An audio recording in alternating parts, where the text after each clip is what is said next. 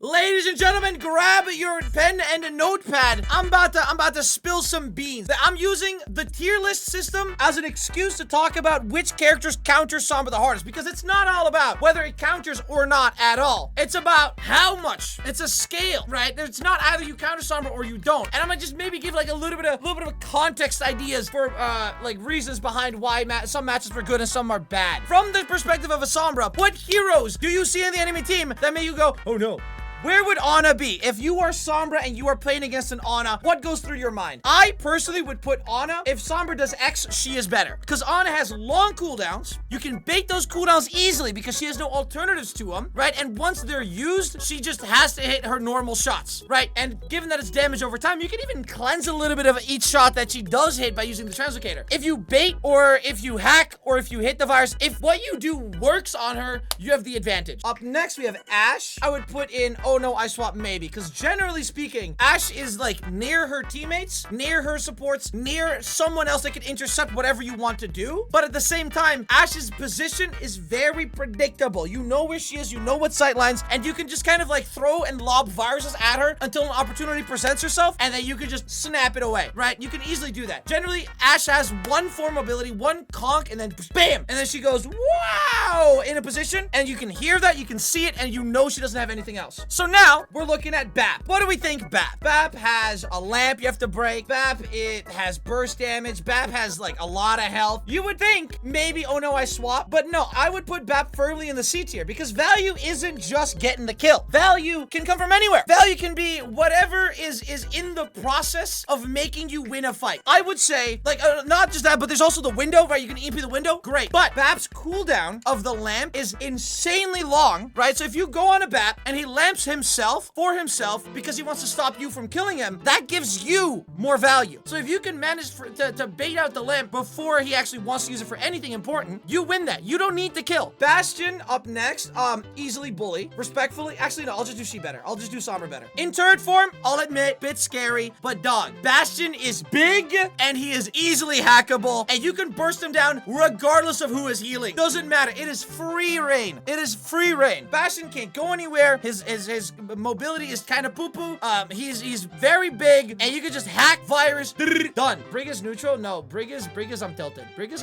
Brig makes life hard, man. Brig is the first S tier. If you want to counter a Sombra, you go Brig. Not necessarily because you can 1v1, although you could 1v1, but Brig's biggest feature is unstoppable burst healing. Those armor packets are going to surefire hit whoever you want. It's like, imagine if a Zarya bubbles whoever you go for, but instead of a Zarya bubble, it's just 3 bubbles and they all like, you don't even know that it's happening. They're little packets that zoom across the screen, they hit the person, bam, burst healing. You can't win that engagement anymore. And she can also double, triple, right? She can do all the armor packs. And you can't stop her from doing it either because she has a shield that she can block virus with. And it's just, you don't have a favorable outcome. Cassidy, and this might be a hot take, but dog, I'm almost putting it D, but I'll put it C. I'll put it a low C tier. Cassidy against Sombra is not that good. Flashbang, very short range, and Sombra has the advantage in hitting the first virus. If you don't hack a Cassidy, you could hack the Cassidy, right? If you don't hack, you hit the virus, you should be able to get a kill off or just run away from him. And even then, even if you are in flashbang range, all you have to do is make sure you have your translocator, toss that while he looks at you. If it hits you, you still translocate, or you could just dodge it. Like, you could do a translocator dodge. Cassidy is not that good. Doomfist, I mean, that's a pretty obvious answer. She bully. Either Doomfist has to completely alter his playstyle to deal with a Sombra, or the Doomfist is just dead off cooldown. Pretty self-explanatory. You just hack him whenever he blocks. Don't hack him when he slams or punches. Just hack him whenever he blocks. Make sure you are not the target as a Sombra. If you see a Doomfist and Doomfist is looking for a target, be invisible while he's scanning the premises to go through someone. Like, if a Doomfist goes into the fight, be invisible right when he enters the fight, and then after, like, he charges up a punch to go to someone, then unstealth. Make sure you are not his target and you can get him for free every time. D.Va, I'm tilted. And this is kind of a circumstantial. I'll put D.Va here because I imagine 90% of people that play Overwatch are in the rank I'm about to talk about, but I have a harder time winning games in Masters than I do in Grandmaster. And that is entirely because of D.Va. Because as a D.Va, she just doesn't get to die, and she can outrun your translocator. She can follow you, unstealth you, cross the map. She's the best spy checker in the game. She can chase you, she can burst damage you, and you can't do anything to stop her. In anywhere under Grandmaster is she can afford to completely abandon her team just to chase you, right? She can directly choose to shut you down, where she will always have the advantage. If she just runs you down, you will lose that. Doesn't matter what you do. The only silver lining of that is you can pull the D.Va miles away from the rest of their team, and thus give your team, like, the advantage in the next engagement. Because trading a tank for a DPS is not really worth it. But in lower ranks, she can afford to do that. So next, we have Echo. Honest to God, and I mean this with love, she better. Sombra dunks on Echo. Echo, easy. Predictable flight pattern, has one mobility function. Like, she can hover and glide and stuff, sure, but she can't go anywhere. And you have a hit scan and she doesn't. So as long as you jump her every time, you're good. But more often than not, hacking an Echo is way easier than hacking a Pharah. Echo players tend to be way more aggressive than Pharah because Pharah can do a lot of burst damage at a distance and she doesn't have an alternative thing. Echo wants to play in a way where she's close enough to be able to get her tri-beam going. So Echo tends to be more aggressive and in a situation where she can be jumped more easily, with Sombra being able to get out. Genji, she better, I'd say. Genji double jumps are very predictable for a virus, but more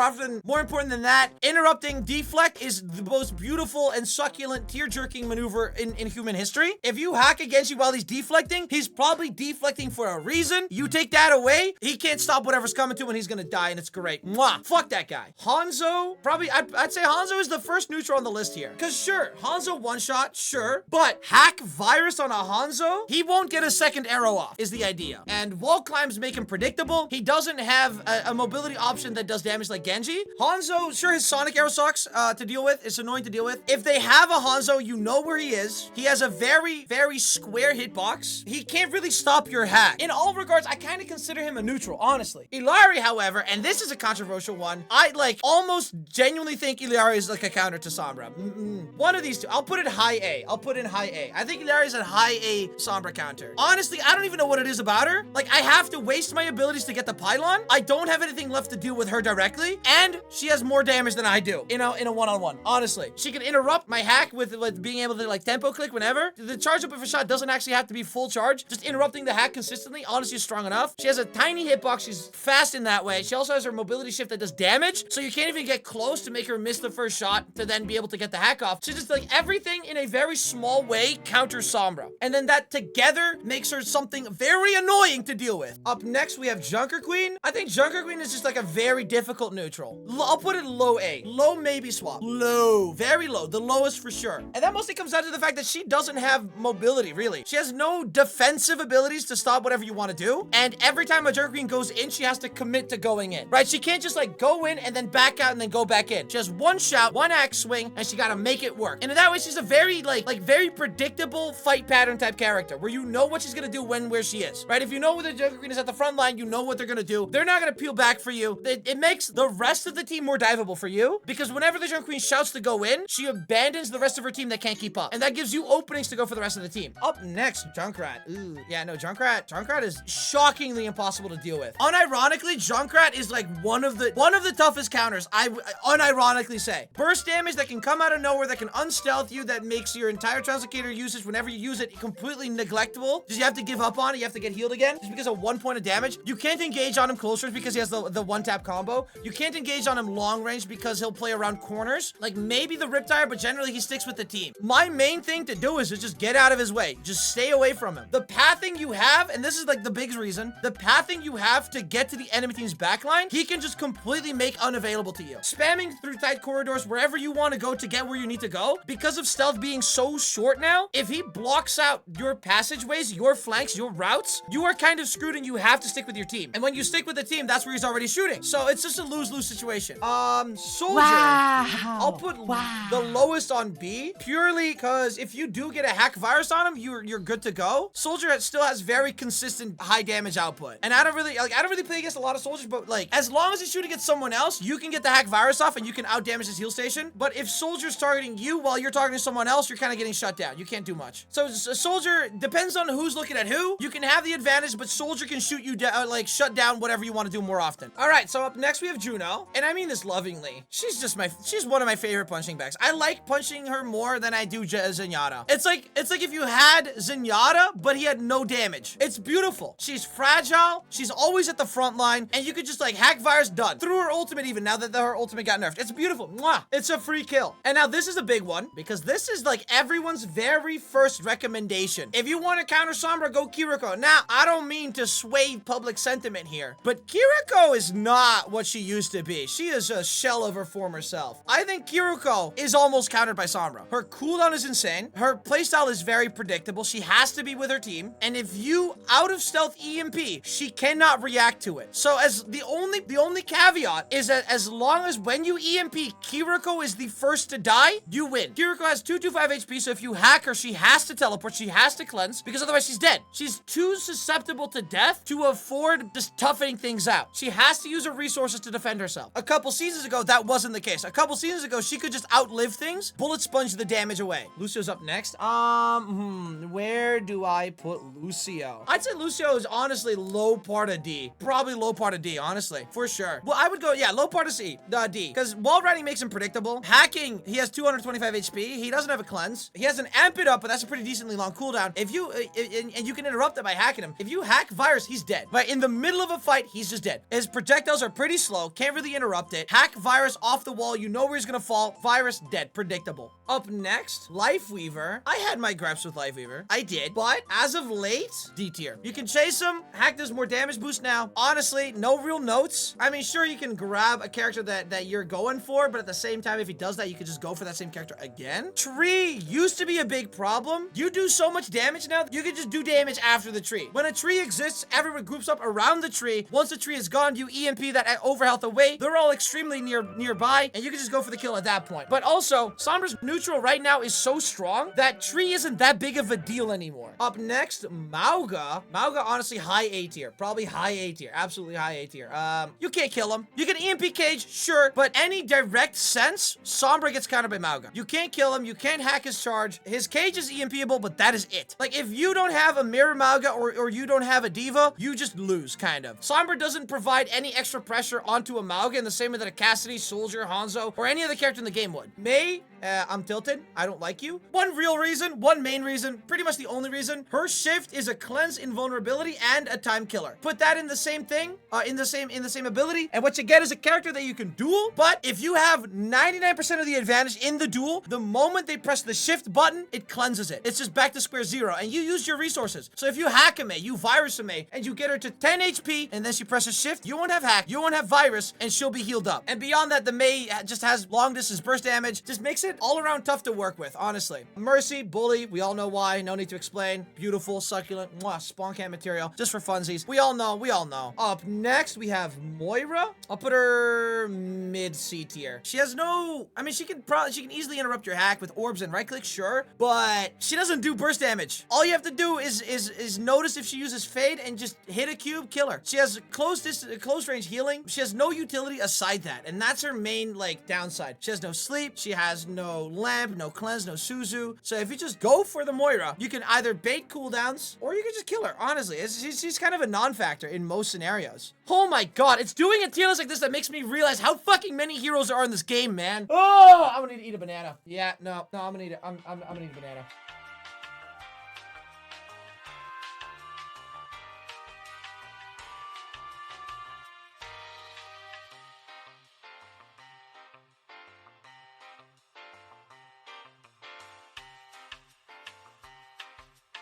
Right, where were we? Okay, up next, Orisa. Orisa, you know what? I'll hit it with a neutral. I'll put it good neutral. Sombra, good neutral. Main reason, Orisa, gold, you hacked, still do bonus damage. Right, her gold is less effective against a Sombra, and that is nice.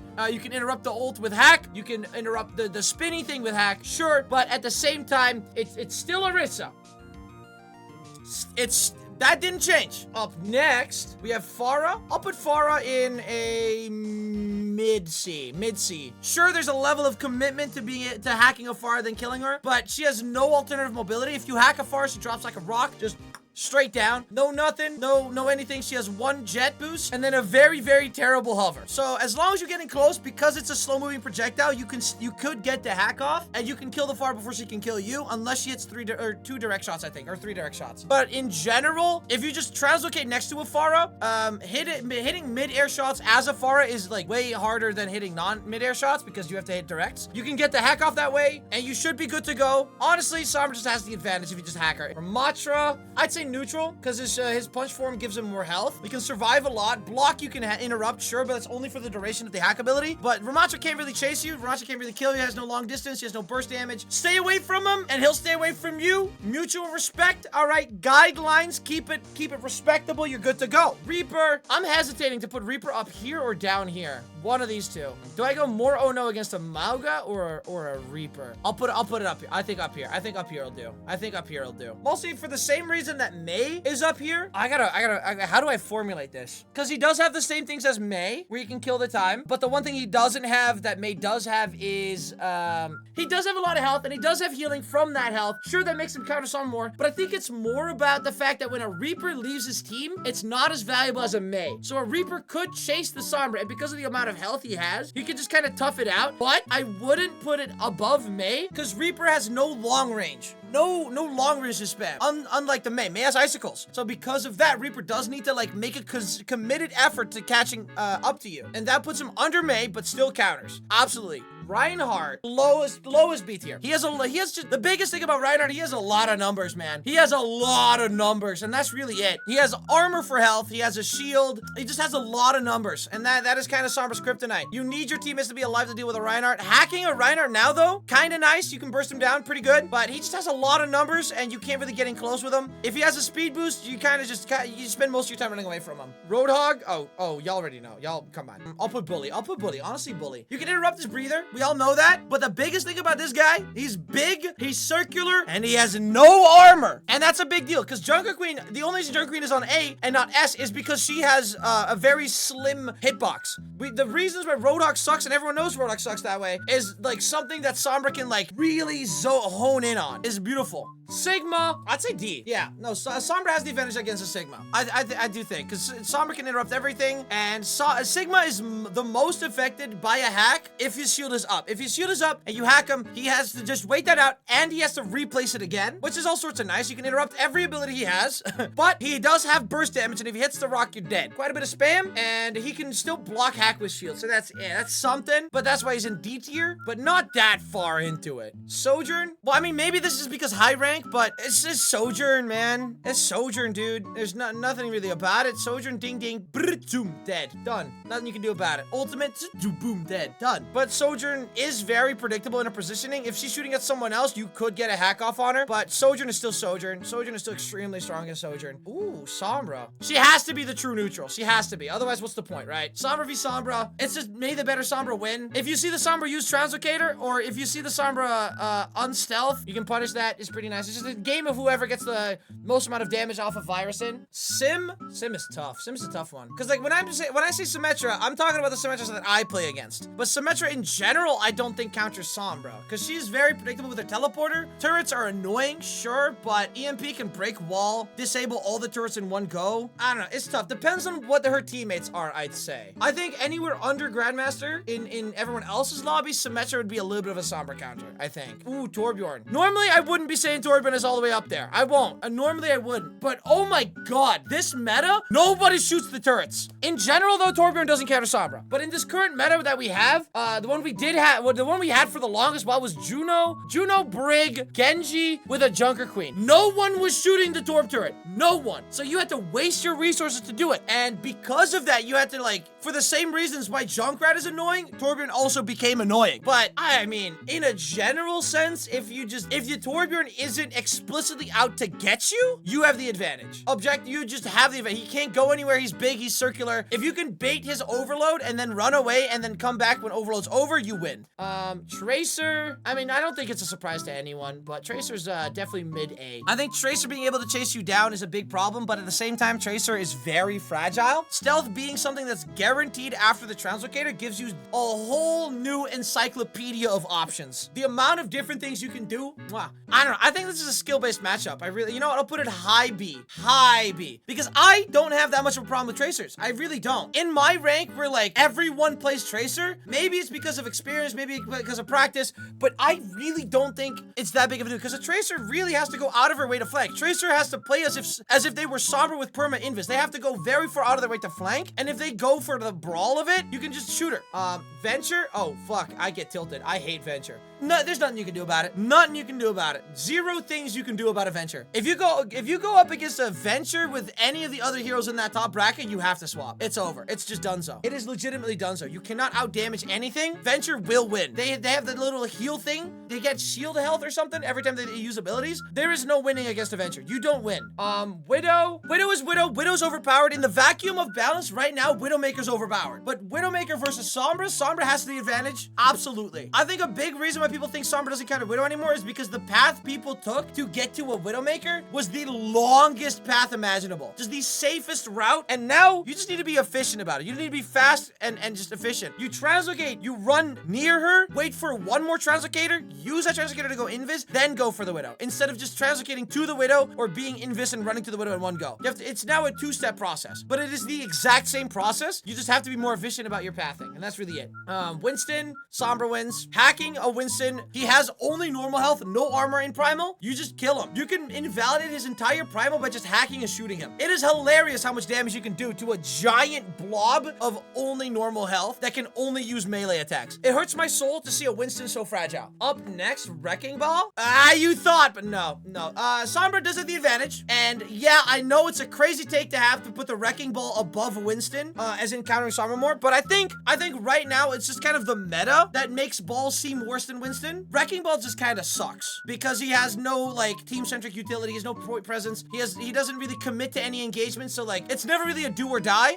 Wrecking Ball's like an opportunistic tank. A Wrecking Ball can pretty easily interrupt your hack by rolling through you or shooting you and all that stuff. As long as the Wrecking Ball isn't targeting you specifically, you're good, and you can easily do that by just being invisible when your spidey sense tells you that the Wrecking Ball is looking for an engagement. Whenever that is, the moment people start targeting people to go for, like imagine you're playing Koth and you're defending, and then the enemy team starts walking up to the main choke. Right before they walk into the main choke to look for where they're gonna go, that's when you want to be invisible, because that's when they're looking for a dive or a target or anything to do. Zarya, on the other hand, maybe a swap. In the same category as Mauga, Bubble is Bubble. Can't really do much with it, can't really do much against it. It's Bubble. Whoever you go for gets Bubble, you have to stop shooting, you can't do anything.